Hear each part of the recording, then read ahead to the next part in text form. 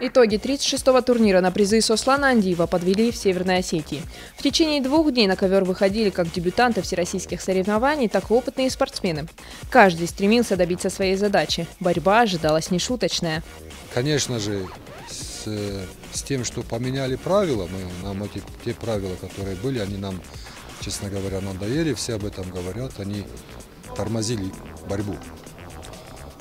Непривлекательными были.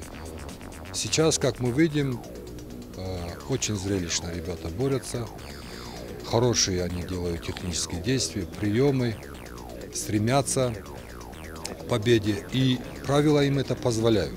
Раньше правила не позволяли это. Медальный прогноз тренерского штаба сборной Северной Осетии был самый оптимистичный. Наши борцы претендовали на высшие награды в каждой из 8 весовых категорий. Но уже в первый день североостинские вольники выбыли из борьбы за награды в категории до 57 килограммов. В этом весе победил Гарик Барсигян.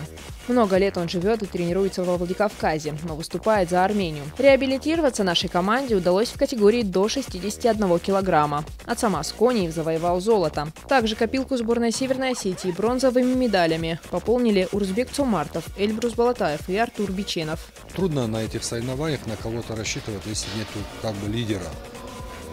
И в тяжелом весе не было лидера как такового, и в других весах не было. Поэтому выиграли те, которые должны были выиграть. И мне понравились еще молодые спортсмены, некоторые из них вошли в тройку наших соревнований. А чемпионы, по большому счету, победили те, которые на сегодняшний день лучше. И я не удивился ни одному из чемпионов, что именно он стал чемпионом. Но более насыщенным по накалу страстей выдался второй, заключительный день турнира. Схватки проходили напряженно. Не обошлось без выяснения спорных моментов при помощи жребия и видеоповторов.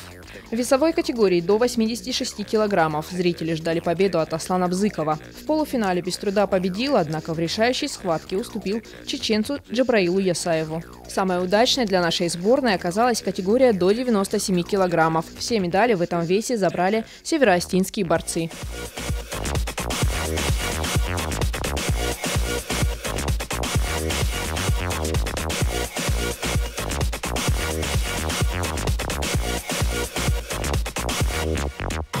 Наибольший интерес вызывала весовая категория свыше 125 килограммов, в которой блистал и сам Сослан Андиев. И в финале, и в поединке за 3-е место претендентами на награды стали воспитанники Североостинской школы борьбы. В решающей схватке на ковер вышли 2 остинских богатыря – Алан Хугаев и Сослан Гаглоев, выступающие за Словакию. В своих действиях Гаглоев старался быть убедительным и в результате стал победителем турнира по сумме 2 периодов. Битва 2 остинских тяжеловесов стала кульминацией 2-дневного борцовского марафона. В прошлом году был 2-й, до этого 3-й. Огромная мотивация была, чтобы встать наконец-то на первое место пьедестала. Огромный перерыв я сделал, вы в курсе.